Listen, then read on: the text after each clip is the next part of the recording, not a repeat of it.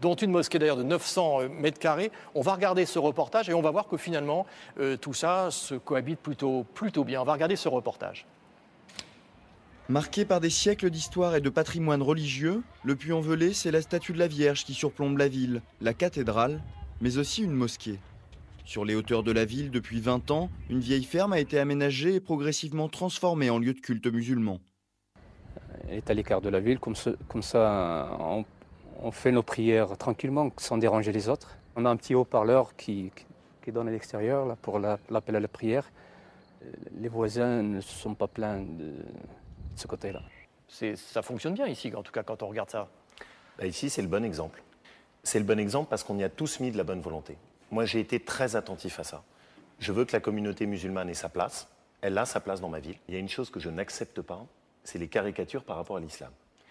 Et quand on essaie, j'ai vécu en Égypte, où j'y ai notamment travaillé auprès de l'association de Sœur Emmanuel.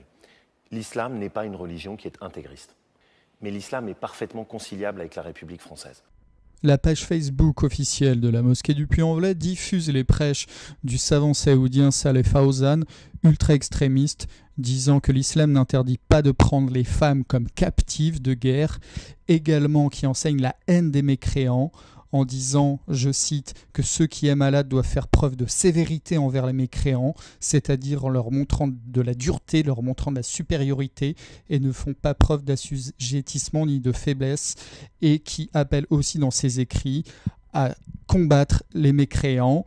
Et d'ailleurs, dans la voiture de Larossi Abala, le terroriste de Magnanville, qui avait assassiné 2 policiers, on a retrouvé un livre de Saleh Fawzan intitulé « Le guide de la croyance authentique », qui stipule qu'il faut mener la guerre aux mécréants. Donc voilà ce que diffuse la mosquée du Puy-en-Velay. Et également, elle diffuse des prêches de Abu Hudayfa, l'imam de Brest, qui dit que les femmes non voilées ne doivent pas s'étonner si les hommes abusent d'elles car elles sont sans honneur.